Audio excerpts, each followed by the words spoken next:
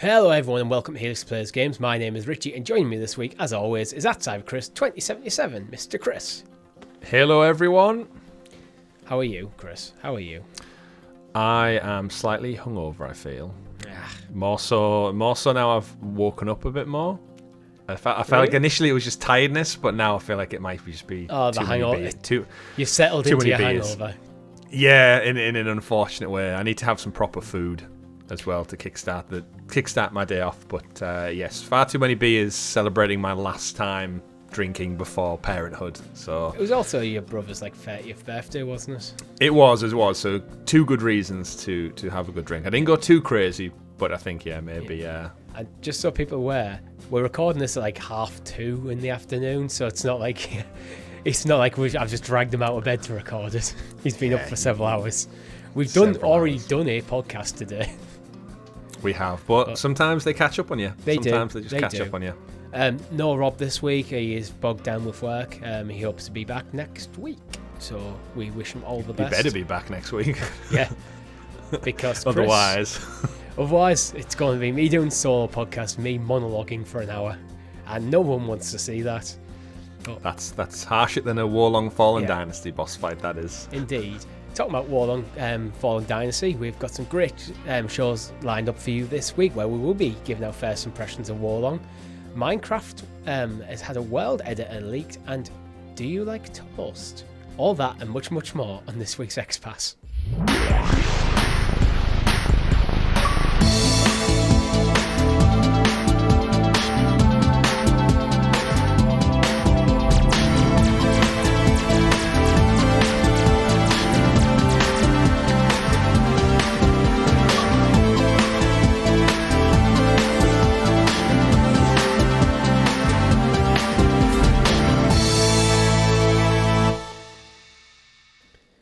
Before we get into it, make sure if you haven't already, like the video and subscribe to the channel or your podcast feed of choice with notifications turned on, so you're kept in the loop with all our great content at Helix Plays Games, such as Chris's first look at Wo Long Fallen Dynasty, which we'll talk about in just a minute.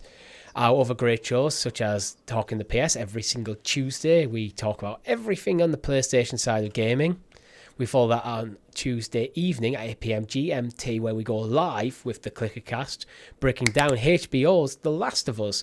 Penultimate episode this week, so we're about to get into the business end of the series. Shit's about to go down. Looking forward to that one. I haven't watched it yet at the time of recording, so... It'll be great anyway. Yeah, it's going to be great. It's been great so far. And also our Thursday night live streams and everything else that we do. But before I go into it, Chris, I have a new phone. You have a new phone? I have a new phone. You thought I was going to ask you what you've been playing, but no. I was ready to jump into it. The bait and switch. So I broke my old phone. It's just... Audio listeners, it's just cracked to hell. No, I dropped it. I dropped it weeks ago. But then I was like, it's screen's cracked, but it was still usable. But then I actually cut myself on the broken glass of my phone. That's maybe a sign. Yeah, I took that as a sign. I was thinking, because the Pixel 7a is rumoured to be getting announced soon. It's do I just try and hold off for a couple of months? Because other than cracked screen, it was fine. But I was nah, this is dangerous. So I bought myself a Pixel 6a. Congratulations. Enjoying it so far? It's exactly the same as my old phone. Did you have any reservations committing to a Google piece of hardware after the failure of Stadia this time round? No, because I've had a Pixel 4 XL for about 3.5 years, maybe coming up to 4 years, and the phones are fine. I've my Pixel's Buds Airs are fine. Mm-hmm. I've Google make good products. They just didn't know how to make a gaming system. They knew how to make a gaming system. They didn't know how to sell it. Mm-hmm. So I had no issues, but you've bought a new phone before in your life. It's kind of boring now.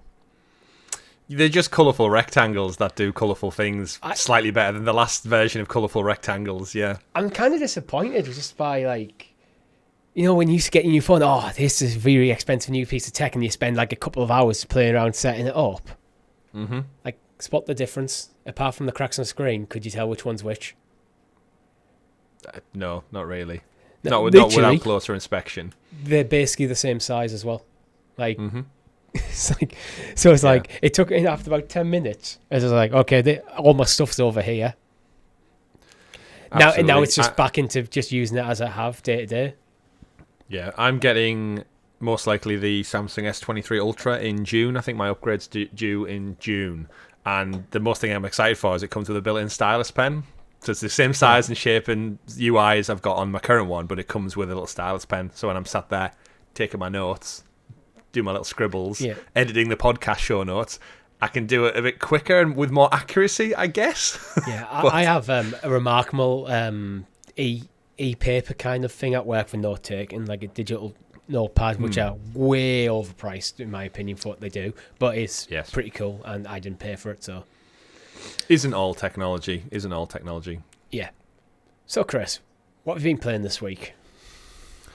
Oh, Richie. To start off with, I've been chipping away at Hogwarts Legacy still. I'm enjoying my time with it. I'm not rushing it. I've, of course, got big personal family things on the way in the coming days, in fact, for me to deal with this Friday. So I'm kind of not really trying to rush to platinum this game or finish it or anything like that. I'm just going to make my way leisurely through Hogsmeade and Hogwarts and help out the Wizarding World in any way, shape or form that I can.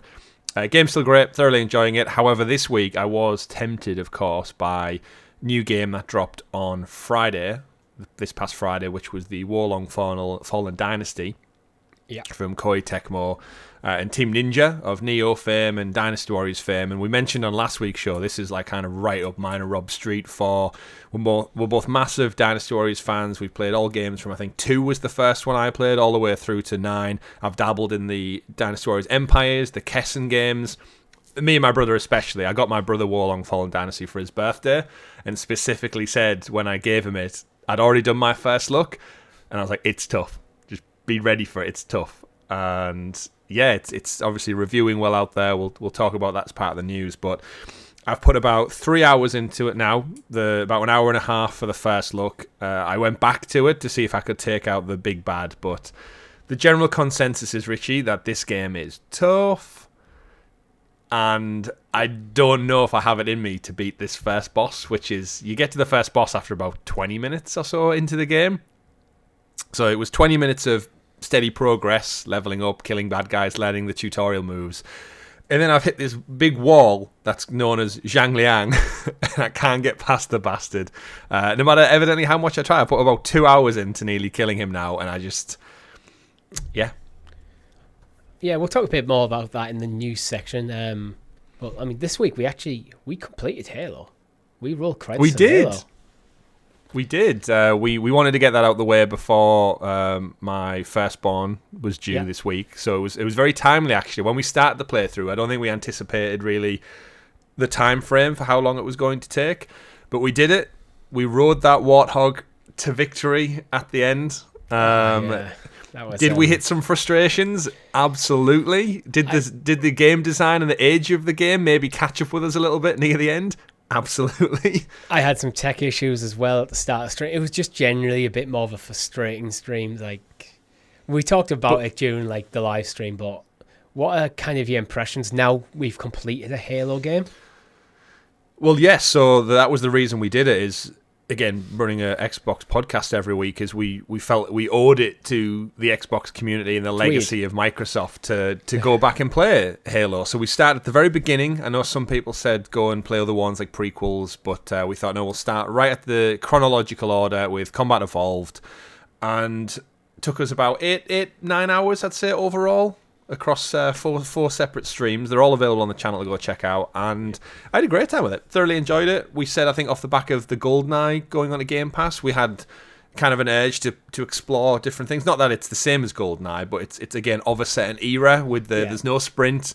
The button configuration is slightly different. The aim mechanics are slightly old school, and the game in its own right is slightly old school. There's very little story, very little cinematics. It's very much, here's a level, you play through it, here's another level, and then we found, Richie, very quickly that halfway through the game, it basically flips you, and you regress back through the exact same first 5 levels in reverse order. Pretty much, yeah. Almost beat for beat, with a couple of different enemy varieties.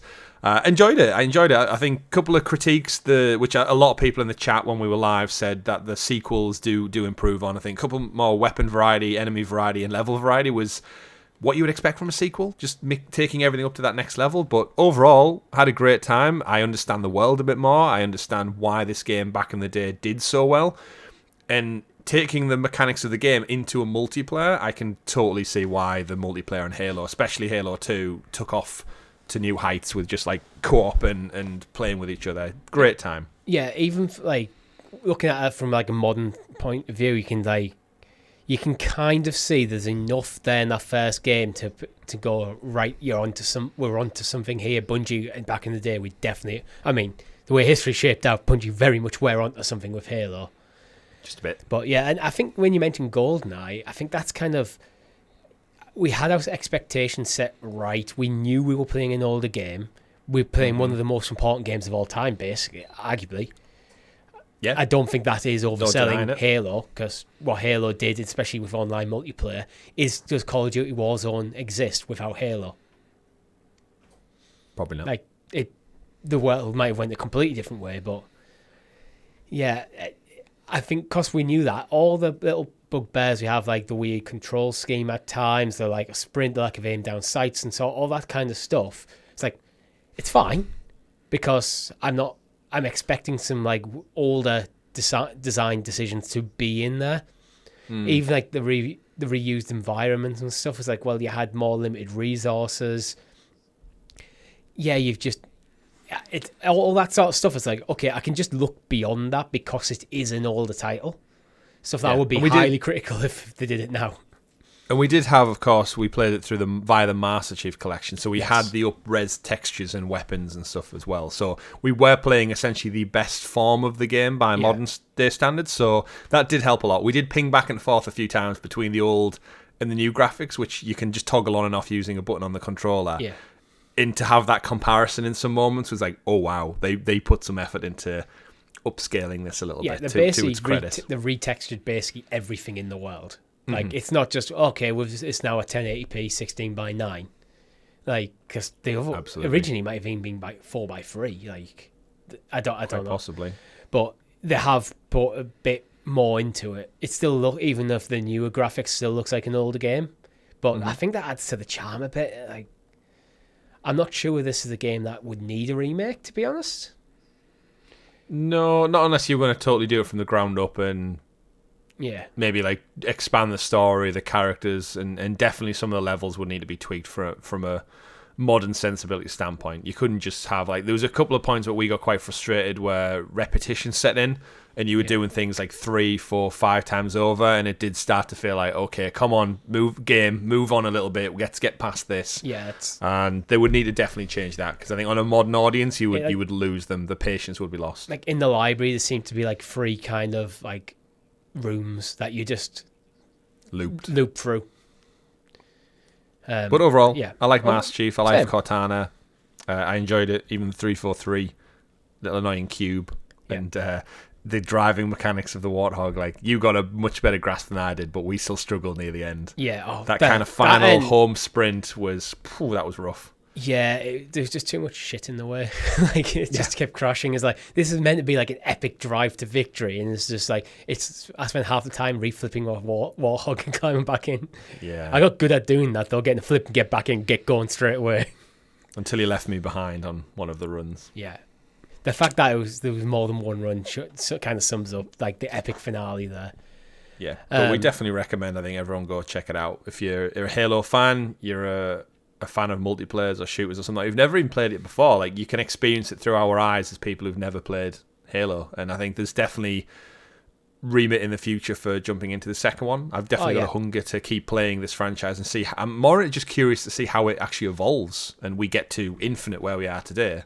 Indeed, I think that's always been part of the plan. We want to slowly play through all like the core Xbox franchises, but we'll be taking a bit of break from Halo. We're not going to go straight to Halo 2.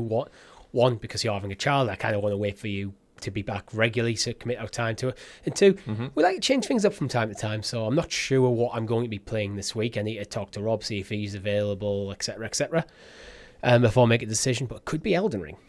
I could finally be jumping into Elden Ring. I think as it stands, this week's stream will either be something multiplayer if Rob's available, or my first look at Elden Ring. Ooh, tantalising. Indeed. Other than that, I've largely just been playing Hogwarts Legacy. But Chris, would you like to introduce us to the excellently exuberant, excavated Xbox expose, aka the news? The news. And as always, our news is brought to you by our Helix Heroes, which you can become for as little as 99p. All the information you need is in the comments below. Thank you very much to our heroes. You guys are awesome. First story of the week. Wo Long Fallen Dynasty. Chris, how frustrated are you about this game? I'm bitterly frustrated because I'm enjoying it. I'm enjoying playing the game. It's just the same things that prevent me from really enjoying a Soulsborne game. Bloodborne, Souls, Dark Souls, Sekiro, Elden Ring, is the difficulty, the grind of get good. I understand the mechanics are there for a reason. I understand parrying. But my word, from an entry point into a brand new game, there's a few times during the first look, I'm just... You'll be able to tell when you watch it. And Richie, you know what it's like when games get frustrating. Oh, God, yeah. In my mind, I'm just saying, like, why is it so fucking hard? Like, just take it down a notch just so I can enjoy it, because I know there's some sadistic enjoyment in having your ass handed to you time and time again. It's and overcoming that adversity. When you overcome, like, a really difficult boss, you do get that sense of, oh, thank God, finally managed that. Like, that sense of achievement. Yeah, and that's all the more heightened because you've had to work for it. Like, when I finally defeat this boss, it's going to be like, the elation is, oh, yes, finally, yes, F you, I did it, I kicked your ass after 100 attempts. But, yeah, the game starts off, again, it's everything I expected. It's set in the Romance of the Three Kingdoms era of Chinese history, and the Han Dynasty is on its way out. There's a Yellow Turban Rebellion, so anyone who's played the Dynasty Warriors games like me and Rob have, you know what this is all about. Zhang Liao is the crazy magician guy who wants to kind of overthrow the imperial dynasty that's set there, and all of these three families come together to basically team up and take down this Yellow Turban Rebellion and reinstall some kind of empire. The problem is they all end up fighting between the three different families, essentially, and vying for who is going to be the future empire, the leaders, essentially. I haven't got to that part yet because I can't get past this damn first boss. And I just want to point out, in Dynasty Warriors, Zhang Liang is literally just a sub-boss who you fight. I've killed this guy in several games, several times, very, very easily, because it's the first level in every game.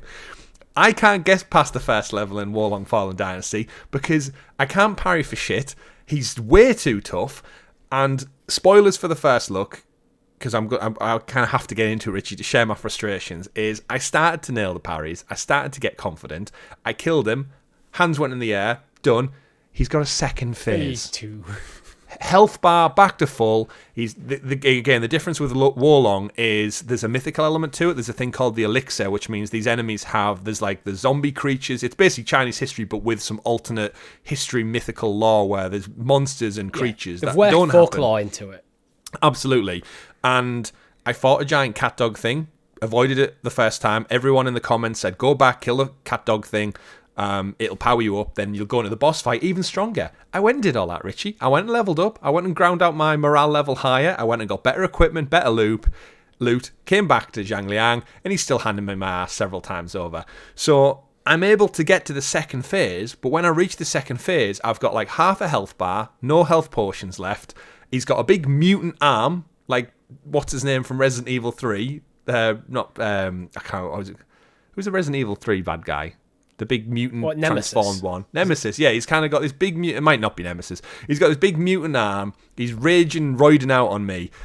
And every time I get there, I'm just like, I'm that exhausted from taking down the first phase. It's just, I don't know what to do. Like, I can't get the confidence to do it. And I went back. I put another hour into it, chipped away with all my new weapons and armor, and I thought, oh, I've got this.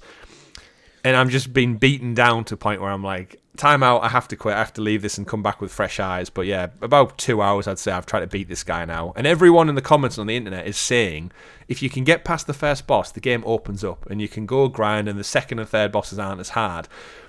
But from a video game standpoint, and I say it in my first look, it's like, if I bought this game for £50, if it wasn't on Game Pass, I'd be getting more frustrated at that. I feel like I'm not getting my money's worth because I cannot physically, with the skill and ability that I hold as a 33-year-old man, and the time I have in my life to dedicate to gaming, I can't sit here and just grind the same scene over and over and over again, and the fun starts to get sucked out of it. But because I am enjoying the story and the gameplay is fun, I want to keep going. And I don't know if this is the Sado it's like element of the game, why people love it. People like getting injured. The first boss is so difficult because it's the first boss. The fact that you haven't been through this before, you still learn the mechanics. Where you think by the time you get to maybe a second, third, fourth boss, the basic mechanics and how to play the game you've kind of nailed, and then it comes down to like learning. I think the Soulspawn style of boss fights, where it's like first few tries are more about learning the attack patterns and coming up with your strategy, and then it becomes about the execution of it, and then you get blindsided by phase 2 and you have to repeat the whole thing again. That is that is the gameplay loop. You are expected to die, you are expected to fail until you learn the attack patterns. Okay, well, he does this.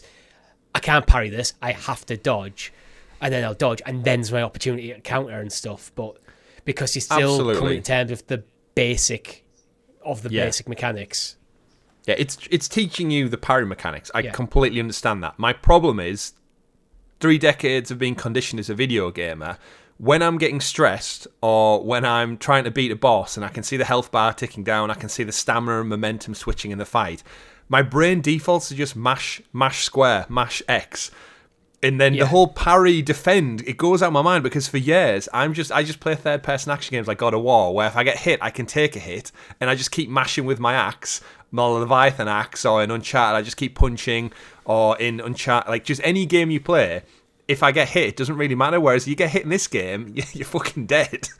And in my brain, I don't know whether it's muscle memory or patience or just sheer timing ability, but those parry windows, they are short. And I'm playing via cloud as well, so I don't know if there is I'm going to play it on my console just to see if there is that like fractional latency thing, which is really critical to these type of games. I think... But I'm enjoying it. But I'm frustrated. It might have been Tales of Arise, where there was one I was playing via like remote play, actually, at the time. And I think there was one, like, I think it was a bloody fishing mini game I couldn't do until I switched over to playing locally. And I had to do the thing. I did the thing where I stood like quite close, stood up in front of the telly to go, right, I need to absolutely be on this to do it. Press. Yeah. Yeah, I get that. But again, that's the annoying thing, is like I'm enjoying the game and I want to explore more of the story because I know the story is right up my street. I just need to get past this first damn boss somehow. And I said it on tomorrow's podcast talking to PS, but like the nearest thing I've got to relate to this is Kena Bridge of Spirits. I've got the platinum trophy on that game, which I know it's not the same, but to get that platinum trophy, you need to finish that game on the hardest difficulty. And it has a parry system, it has spells, it has arrows and stuff, and it's very, very similar, although it's a very cartoony animated style. It's grinding it, and I died a lot of times in that game as well, but I kept going and I did it. And part of me is like, if I can just get past Zhang Liang, God knows how hard Zhang Liao's got. There's 3 brothers essentially, part of the Yellow Turban Rebellion, and I don't know why, because I've played the Dynasty Warriors games. It's like these like guys are literally the first level bosses who you just kick their ass and you move on and you learn from it. This is a different type of game. And again, comments, let me know if you got any pro strat tips. I know our Discord really, really helped me out. The live chat when the video got published, loads of tips. I'm sure to take them all on board. But will I do it? I don't know. I'm very intrigued to see Rob's take on this, because again, Rob's coming from the same part as me. I don't know if he's got the patience. Rob's a big Chivalry fan, so he likes apparently playing really hard games. But Chivalry is hard in a different way, though. That's hard because it's an online multiplayer game, so you're playing against other people. Okay, maybe dealing with patience and frustration then. Rob's different from that approach, whereas I'm just like, I'm out. So who knows? Yeah. But it's reviewing well. The game, the game is good. It is. As it stands, it's like 81 Metacritic, 8.9 user score on the Xbox. Interestingly, that drops to 7.5 on PlayStation. But there seems to be a bit of review bombing going on PlayStation. Free on Xbox. Yeah, on PlayStation there seems to be a lot more negative reviews. Like, people are complaining that the bad game design. Top of the game is supposed to be different. It's like a lot of people like complain about the difficulty and stuff. Mm-hmm. And these a lot of people for some reason. When I read some of like user reviews and Metacritic, will kind of actually write up a decent review and they just give it a 0 because they haven't been bothered to put a number on it, which is like, come on guys, if you're going to put a review on Metacritic, you got to actually pick a number, otherwise it can damage the score unfairly.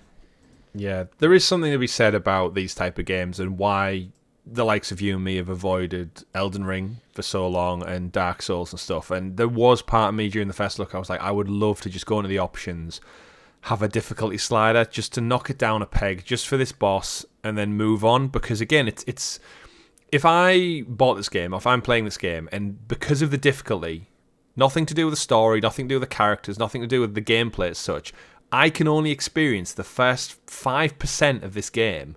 You know what I mean? I'm like, I'm missing out because of something that's seemingly out of my control. Of an entire video game that you've potentially bought for $50, $60 I'm limited to essentially playing the free demo because I can't get past the boss. There's no way to circumnavigate this boss without beating him. Yeah, we're going into the realms of like accessibility and the whole conversation around difficult games being difficult and that balance between, okay, this is designed to be a hard, punishing fight, so that you will get that kind of a sense of achievement when you do it. But then it is also locks people out who are maybe not have the time to develop that skill. Or maybe just slow. Reaction time, slow, because we're old men. And we don't have hundreds of hours to dedicate every week into playing games, into mastering the combat of a game. That's the kind of thing for me. I get frustrated, same as you, when I have to keep repeating the same fight over and over and over again, because I want to experience the story and everything the game has to offer. And I feel like, well, I'm now just going through the same thing again and again and again, when I could be doing something else with my limited time. Yeah, it's like you wouldn't get a book and read chapter 1 100 times. Oh, well, you have to read chapter 1 properly, Chris. You have to master chapter 1 before you're allowed to move on to chapter 2. You need to memorize chapter 1, every word in your head. But yeah, there is an accessibility thing, because I really think if I could just get past this boss, the rest of the game I'll thoroughly enjoy. And I think the fact that because it's so early in the game, there is no options for leveling up. There's no options to go get better gear because you are beholden to the tutorial area, essentially. So it is just basically get good.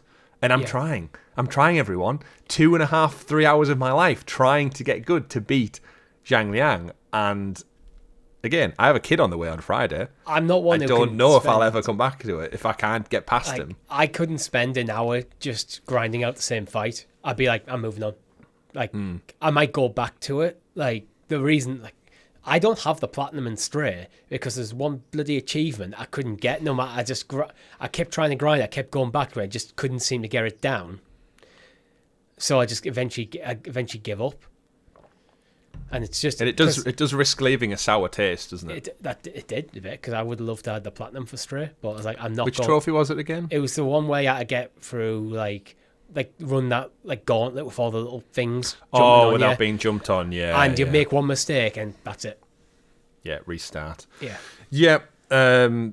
The game's doing well, of course. I do feel like maybe doing it on stream live with like maybe you for moral support. Yeah. Like, just to give a second, like some eyes on it when obviously when you're caught up in the moment, you can't see the parry window. Maybe I can't see the intricate.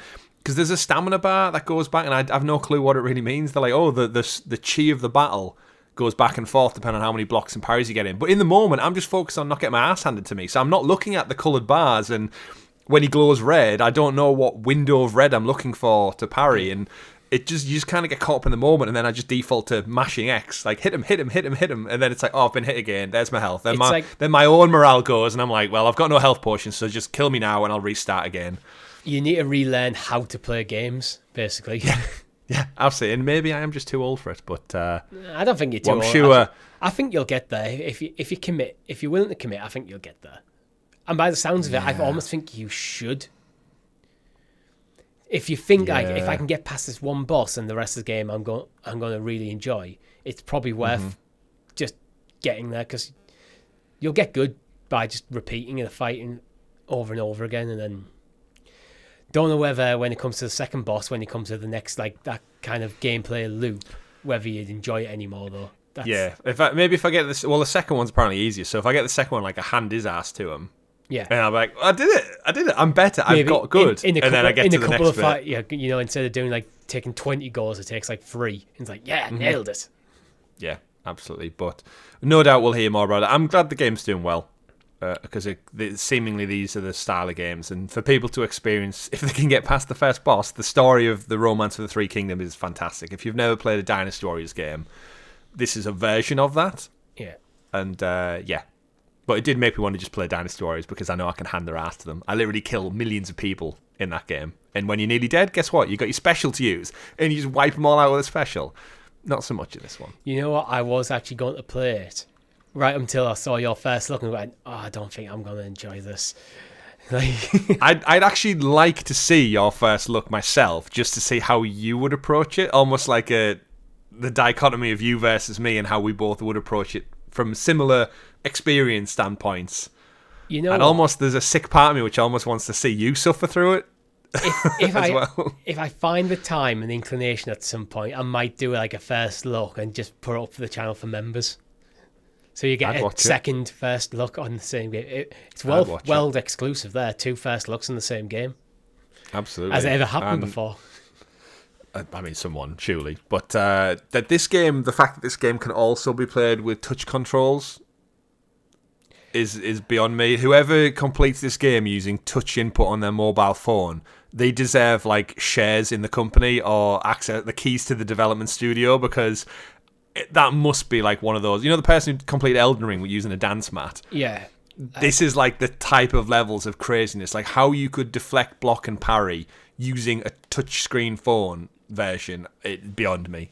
Unbelievable skill required. I wouldn't even consider using like touchscreen controls for most games, because I think touchscreen controls are horrible unless the game is specifically designed for it. I usually just generally go, this is crap. Give me a controller. But I'm not everyone. Anyway, moving on to another actual difficult game, Sifu. So last year, Sifu came to PlayStation, done really well in the Game of the Year conversations. Yeah, best fighting game for I think a lot of categories. Yep, very unique. It's coming to Xbox. Hey, timed exclusive. PlayStation, and it's coming this month. March the 28th, It drops on Xbox. No word on whether it's coming to Game Pass or not, but any thoughts on Sifu, Chris? Kind of a similar thing where I've heard it's hard, and the whole premise of Sifu, for those who haven't seen it yet, it's kind of like a 3D fighting game. Very like, if you've ever seen John Wick, it's kind of that style of like martial arts, really quick close-up action.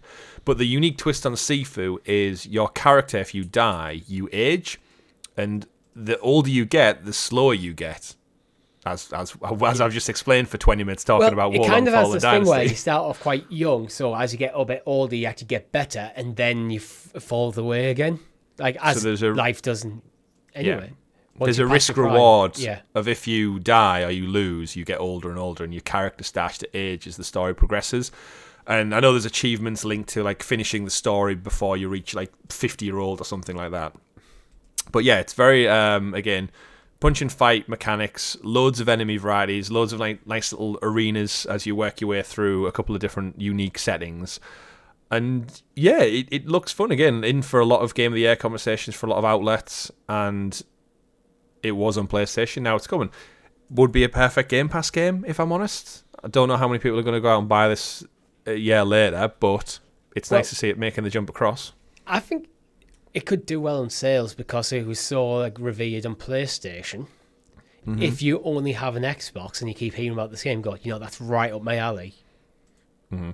I could see it doing well, but I think it would be great on Game Pass. To be honest, it gets it in more hands. Mm-hmm. But yeah, it's just generally seems to be like an 8 out of 10 game. Some people love it, some people seemingly don't. Yeah, I think it is a bit of a Marmite game. Either you're going to love it or you're not. Yeah, absolutely. It's coming to Switch as well, I think. Yeah. I'm at this point with Switch where I'm looking at Sifu, I was like, would Switch be able to run it? It probably will. Yeah. 6-year-old this past week, the Switch. I know. Happy birthday. It's a great console. It's just feels old. It feels older than 6, to be honest. Don't we all? Yeah. Well, what's the switch in human years? Like 84. Something like that. But if it comes to Game Pass, will you be jumping in? I'll try it out. Evidently, I might be better at Sifu than Wo Long, so yeah. What have I got to lose? It still has a kind of repetitiveness to it where you have to just keep playing through. That's the stuff I just don't like. It's like you have to keep playing through the same stuff over and over again. Where Sifu, it's all about getting the mechanics down, isn't it? Getting that perfect run. But you know what isn't about getting the perfect run? Minecraft. Minecraft. Weirdest segue ever, but looks like Minecraft might be getting a world editor. Which I would say finally, but it is in itself a world editor. Yeah, that was kind of my thought. But this looks like it's going to be like almost like what the devs would use to build the world kind of stuff, rather than you're in the world, start mining blocks. You could just... So I can imagine from the creative types. I mean, we've seen some of the most creative, stunning stuff work in Minecraft anyway. Mm-hmm. But now it just feels like you might be getting another level of like, basically another tool set, which might, in some ways, it'll make like making massive like structures and like new worlds so much easier. So we could see like a resurgence and that sort of stuff. Mm-hmm. But does it, in some ways, take away the achievement? Yeah, it's almost like when you go into creation mode in Minecraft already, and you can do stuff without the limitations of like harvesting resources and doing it that way. It seems like it's that one step further when you have access to like the voxels and stuff to essentially control all elements of the game. Similar to when we played Creator back in the day. Yeah. Tom gave us like a full, rest in peace. Tom gave us a full kind of breakdown of voxels and animation and how it works, and how basically almost like coding a game one step up from the actual code.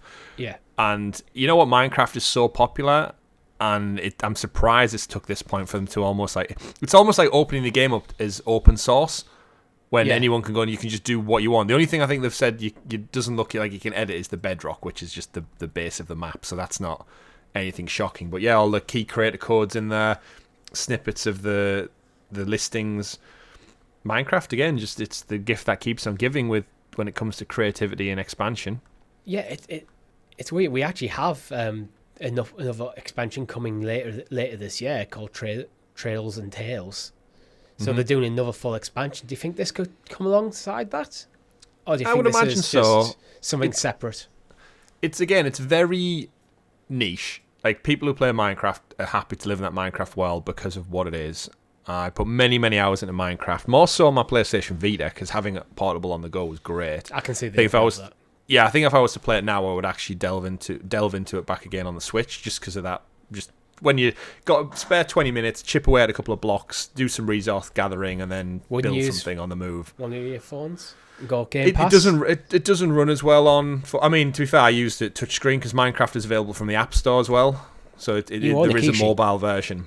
Yeah, true. That's true. The Switch is it's all around. Use Game Pass and Nikishi. Yeah. I think I do own it on the Switch though already. Oh. But in terms of the game, I'm in Minecraft just to enjoy the game for what it is, which is like a simplistic block building, gathering resource, avoid the skeletons and the zombies. I'm very much in the camp of I appreciate other people playing Minecraft, but I'm not really drawn myself. But maybe one day we'll do a stream where we build a house or something. Yeah, be fun. Yeah. It's a fun game. Yeah, I think that would be a cool community like stream where we'll just for the next few hours, what we're going to do is we're just going everyone dive in. We're playing Minecraft. Let's see what we make. And it's super chill as well. The music can almost put you to sleep sometimes with its zen atmosphere. Yeah. And Survive. But moving on to our next story, 50 Cent has teased Vice City. So, talking Grand Theft Auto, Chris. First of all, your background with Vice City. My favourite Grand Theft Auto game. Correct. You are right in that. Correct, yeah. The music, the world, the simplicity of it. Again, just when it initially came out back on the PS2, me and my brother just put so much time into this game and messing around, doing the missions, great story, great, Tommy Vercetti, all that kind of stuff. best time. Again, the later Grand Theft Autos obviously did a lot of things better. But yeah, you tell me a bit of Michael Jackson, Phil Collins as a character, Samuel Jackson in the game. Samuel Jackson was in that San Andreas, wasn't he? Great. So great game. The story is 50 Cent posted on Instagram an image of a neon pink Vice City logo with the caption, "I will explain this later. This shit is bigger than power, trust me." It's also since been taken down from his page.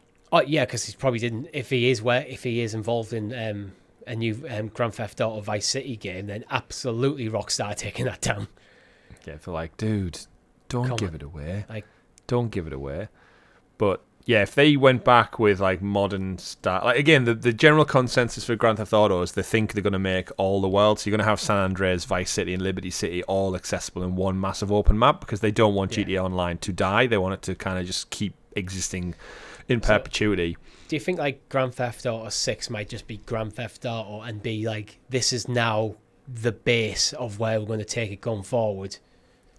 I think that's what Rockstar would like, and then Vice City could be like a season of Grand Theft Auto, an and expansion. then Liberty City could be another season, and then San Andreas could be the next season, and then they can just keep adding to that world. But anyone who loves online and plays online, the world's there in all its glory on next-gen hardware.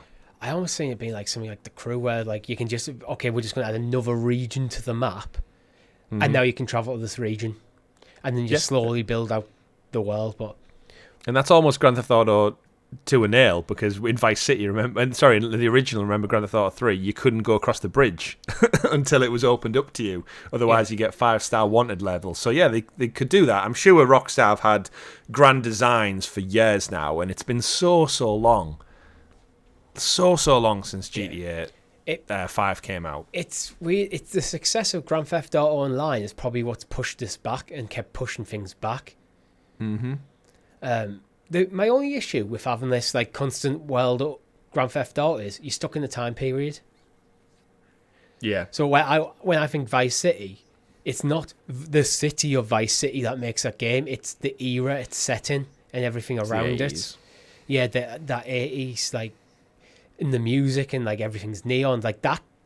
But if you do like a modern Vice City, does that work as well? I'd almost like to see like a Vice City 2 but set in the 90s. Yeah, well, this is where they could do something with like flashbacks. Like you do something in the modern world, but it has flashbacks to old world. But I don't know what the plans are. I just want to see it. Basically, it's been that damn long. I just want to know what's next. I always thought with Vice City, like a sequel to Vice City set like maybe like 10 years after, and like so it's set in the 90s. So you going for the music and the culture of that time period. Tommy Vercetti's still in it, but he's now like the crime boss of Vice City. Does he talk? Yeah, he'll talk this time.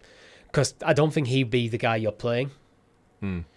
I think maybe he's like either you're working with him or he's the main antagonist, or he will be heavily involved. But yeah, like probably basically you could make like the story about his fall. Where like the story of Vice City is kind of his rise to prominence. This could be his fall, but it's like, yeah, you've had 10 years at the top. But I think there could be something really cool there. But apparently 50 Cent's involved by the looks of it, and whatever it's going to be. So moving on now to Star Wars, because we all like a bit of Star Wars. We do. Not much of a story here, but Star Wars Jedi Survivor's director has said he wants to make Cal's story a trilogy. Yeah, it was during an interview with IGN, I believe. He does if you go watch it, it's Ryan McCaffrey does an IGN unfiltered interview where they basically just talk about game development, the pandemic, what happens when the game gets greenlit, like how quickly did the sequel get greenlit, and other factors that play into it. And one of the things he mentioned, the game director, was basically he's kind of sees it as a 3-story arc, and he would like it to be a 3-story arc. And I'm sure EA and all the gamers out there will be over the moon to learn that this is probably proposed as a 3-story arc, because that inevitably means we're getting a third entry. Got Jedi Fallen Order, Jedi Survivor, and then no doubt Jedi Redemption or Jedi, whatever it may be, the third in the series. they know they've got something good on their hands. It, of course, is Respawn. It's kind of elevated EA to kind of refocus their energies. And I would say, we've said many times on the show, Richie, that EA seemingly the best at third-party juggling right now, with Ubisoft struggling, Activision struggling with whatever they're going through. They've definitely gone through a redemption arc. Yeah, completely. A Jedi redemption arc, some would say. But I can't wait for Jedi Survivor. It's my most anticipated game of the year so far. I can't wait to get my hands on it. I was actually tempted to go back to Jedi Fallen Order again this week because I've been watching Bad Batch on Disney Plus, and The Mandalorian just started this week. So that the rise of Star Wars interest is definitely at an all-time high right now. How is The Mandalorian, actually? I haven't watched it yet. It's only one episode, so it's all we've basically got is just the reset up of where he's at, what's going on in the world, and a couple of breadcrumbs of what the side quests of this series are essentially going to be. Yeah, I just have no kind of like hype for this season at all. Did you watch the Book of Boba Fett? Yeah. Yeah. So you know those things.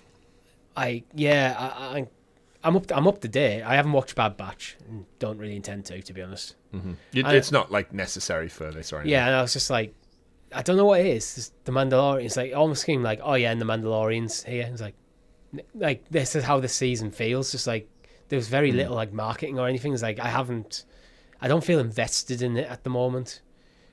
Like, but there again, I've had stuff like that before where as the season went on, people were talking about it, like, guys, this is really good. And I was like, then okay, I'll jump in. Well, you just wait, Richie, until Cal Kestis appears in episode 7 of The Mandalorian. Everyone flips out because he'll be in the show, and then the game will come out mere weeks later when the season finishes, and everyone will be like, oh shit, that Jedi who appeared in The Mandalorian, there's a game about him that comes out next week. Boom. Like, synergy. You know what? I was a bit like that with like Andor, where like it took me, I think it was like a month after the first like episode dropped, where I was like, now I'm in. I tried watching it a couple of times, just I'm not feeling it. So it might just be that for me as well. It might just be because I'm watching The Last of Us, so it's like, well, once The Last of Us is gone, I'll have that gap back in my entertainment like time frame. It's like, well, maybe that's when I'll start watching The Mandalorian. But I don't currently have Disney Plus though, so. There you go. But no surprise then. Trilogy of games. I think that's always like, again, 3 is the magic number after all.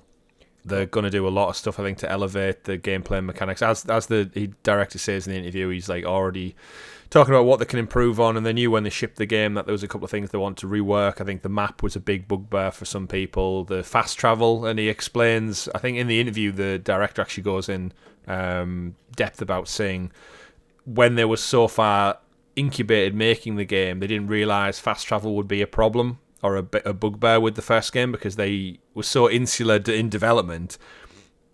They were just thinking like, oh, it's a Metroidvania, people can back travel, and then they didn't realise there was going to be any frustrations from that. And then obviously when the game was released to the wider public and millions of people got their hands on it, it was kind of highlighted that was one of the issues. So they've resolved that, and I think this sequel will very much just elevate everything that was great about the first one. Yeah.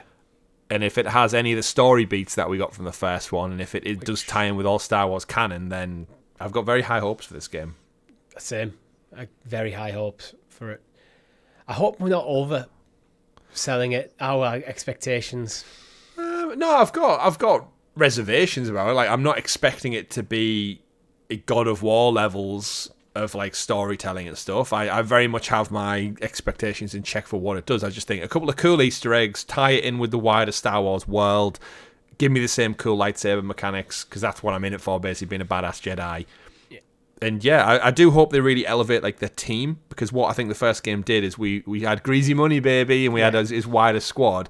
Give me maybe a new character and really do what Uncharted does and make me fall in love with their team, rather than just Cal. And if they can do it where, like, if something happens to one of them and I'm like, oh, like, it hits me, like Sully and Uncharted, something happened to him or Elena or something, like, make me feel for these characters rather than them just be cogs in a machine. And I think if they can tell a story like that rich, which Star Wars has always been about the characters, I think, they could be onto something. And again, Respawn knocking it out of the park with anything they touch at the moment, so have at it. Not long to wait. This is definitely probably going to be, I think, in the Game of the Year conversation. That's my expectation to this game. the first one missed out because it came out in November. Yeah. So it was almost like too late to get. I think we actually criticised it on the Game Awards because they missed out on the cut-off point date to be nominated. Missed out on the cut-off point, but then it's like basically an entire year from the next year's one. Yeah, because it was 2019 and then COVID hit as well. We've got to remember that. Yeah. And then, yeah, like you said, all the games that release in 2020 get all the praise and glory because they're just the recency bias. And I think Jedi Fallen got like one award for maybe like art design or sound or something like that. Whereas if it was in the 2019 Game of the Year discussion, it would have been right up there, no doubt. So this one coming out in April, much better window. And yeah, I think by the end of the year, we'll be sat back, Richie. We'll be talking about Jedi Survivor, Wo Long Fallen Dynasty, the new Zelda game, whatever else is on the dock. Hopefully we'll good year for games. Hogwarts Legacy. Hogwarts Legacy, yeah, of course. A lot of stuff. It's going to be a good year for games. Right. But you know what I don't think we'll be talking about? Scars Above. Ooh. Reviews are out and they're kind of mixed. I forgot this game came out, to be fair. Yeah, me too. I think that's kind of problematic in itself. But like IGN give this a 5 out of 10. Scars Above shows a lot of potential in its third-person shooting, fun elemental reactions, and a good number of creatures to experiment with. The thrill of setting out to discover a new alien world is short-lived, however, due to the weapons and gadgets in the arsenal quickly growing so powerful that nothing poses a threat. And while there are a few excellent environments to explore everything within them, the characters, the story, and the universe feel weak and underdeveloped, giving you a few reasons to stop and smell the alien roses once you've blasted your way through. So another middle of the road one by the looks of it. It has garnered some sevens and 8s out of 10s from other sites. So it doesn't look like, again, it doesn't look like it's a bad game. It just in the sea of great games we've currently got right now, it seemingly is sinking to the bottom of the pile. And again, not in Game Pass, not on PlayStation Plus or anything like this. So this is a game you'd have to actively go out and purchase. And I think for me, this game's got big chorus vibes from the other year, when it's basically like, it looks great, it looks polished, it's sci-fi, it just isn't doing enough to get people to pay it any attention. And like reading some of the other reviews, it says, yeah, great addition to the library of single-player adventures, tells an engaging sci-fi story that interrogates ideas of genetic manipulation, free will, and sacrifice. While it loses momentum towards the end, it serves as a fantastic advertisement for smaller budget games, and it's well worth picking up. So some of the praise is coming from it. Again, it looked, when we watched the Embrace the State of Play video, what was it, the Koch Media thing? It was the one shining light of that whole presentation where you and me thought, oh, actually, there's something this here. Looks like Division meets Returnal kind of thing. But it almost fell into a too generic for its own good kind of camp. But this is one that I probably would enjoy, and I'd be able to defeat the first boss because it's not Wo Long. But this is why I kind of wanted to bring it up, because this was very much our pick of the bunch from that presentation, and I felt like, okay, is this going to be that game that kind of steps them up a bit from this like AA focused publishing? Now we look at like Embrace as like that feels like they're on the verge of stepping up into the AAA like properly. But then it just feels like across the board hasn't landed as well as they probably would have liked, unfortunately. So it's at a 69 on Metacritic, which is not bad. No, not at all. But is it good enough? Like in the world where we get lots, like 8s and 9s are quite abundant. Well, hopefully, because you'd imagine it's made on with it being published by Prime Matter, and I think it's Mad Head Games. Will make it. Hopefully it comes in on such a low budget that actually it'll do well enough to merit a sequel. Because again, there's nothing about this that doesn't think you could take what clearly gets some good reviews, 7s and 10s. It does say like great sci-fi edition for single-player adventures. It's got interesting ideas that maybe runs out of steam a bit towards the end. That sounds like the foundation's there to potentially like make a better sequel. Yeah. That would garner my interest. I do worry though, we've said it time and time again on the show, but the Game Pass swell and success, will games like this, if it's not on Game Pass, are they totally overlooked? Like when people look at something like this and go, would I want to pay £40, £50 for this? or if it was on, because I would have played this if it was on Game Pass, but I haven't looked twice at it because I don't want to pay money for it. Because it's not, it's not selling me on that AAA quality. That thing. That doesn't mean it's a bad game. Between Game Pass and PlayStation Plus, I have so many games that I haven't played. Many of them are kind of reviewing in the 7s and 8s. So when something comes in beneath that, like Metacritic 72, which is a perfectly solid game, I'd probably, like you, if I was playing it, I'd probably enjoy my time. But some game in that, when they tend to rate in the 7s, I always think, when I'm playing, I always have the sense like I could be playing something better and I have things better access to. Where if this was on Game Pass, I'd be more likely to give it a go. So it's like, it is that kind of double-edged sword with Game Pass, where I think, because it's not on Game Pass, I'm not considering it. Is Game Pass starting to be detrimental to anyone not on the Game Pass train? I think if you're a developer, like if you're the Scars Above team, do you look at this and go like, Xbox didn't reach out to us regarding a Game Pass deal, therefore we've got to self-publish, we've got to promote this. To its credit, it is on Amazon right now. It's only $29.95. Yeah. Oh, well, that's not too bad. So it's not like a $50, $60, $70 price point, which I think will benefit it. If they're willing to go in with that price point, though, again, it's like, would I spend £30 on this when I've just got Wo Long for free? Yeah. Essentially. And that's getting 8s and 9s, 10 out of 10s all over the place, even if I can't get past the first boss. Well, that's the thing, yeah. It's like... But it's, again, the whole games industry with Game Pass and AA, AAA, and the rise of, again, AA games, like, I hope it does well. Like, I'm looking at it, and like, the more I look at it, the more I'm reminded of, you know what? If I can't defeat Zhang Liang, and I have some time, is this worth a £29 pop, potentially? 30 quid, absolutely. I think it's probably going to be worth it. Now, the thing for me is that when going back to Game Passes, I think you're right. I think Game Pass is detrimental to games that aren't on it if they're not the absolute pinnacle of gaming. Something like God of War is going to sell well regardless. Well, it did. Like 12 plus million copies already. Jedi Survivor is going to sell fine. Hogwarts Legacy is already sold fine. These games don't need to be on Game Pass to sell well. Something like Scars Above, in order to get enough people to get people playing it, probably does need to be there nowadays. Or at least from talking purely from the Xbox side of things. But again, like, how many people are picking this up on PlayStation? Like, is there enough people actually picking it up, or is this kind of one of them things where people look and go, you know what, it looks cool, I'll wait for a PlayStation Plus? Yeah. Again, hopefully the budget is detrimental. It reminds me a bit of Control. Control was made by Remedy over 3 years with a budget of only 30 million. Yeah. Which is like so much lower than typical AAA. You're talking like a Sony first party exclusive probably cost between 300 to 500 million to make. So if you can make it with the budget of Control, if Scars Above cost less than 30 million to make, and if they're selling the game at a price point of 30 quid, then clearly they understand their overheads aren't as crazy to make some profit off of it.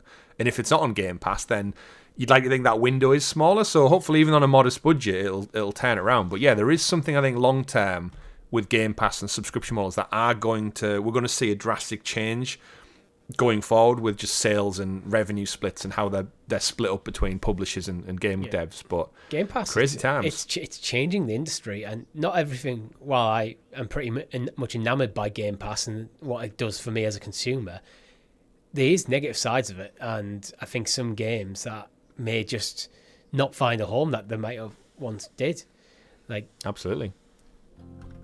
But I think that is all we have time for this week. If you've liked the video, make sure you hit that like button and consider becoming a member for as little as 99 pence. We have a Discord server where you can tell Chris how bad he is at Wo Long. Links are in the description below. Have you beat the first boss yet, Chris? No, I haven't. But you'd asked me at the start of the show, Richie, do I like toast? Oh, yeah, of course, yes. There we have. One more story before I go to the outro. I almost forgot, and it's the biggest story of the decade. Chris, do you like toast? I do like toast. Yeah, who doesn't? But I actually don't have a toaster. Did you know that? No. I mean, I do now. Well, you do now because I told our Discord server. Some controversy in our Discord server. Would you want a Series S toaster? No.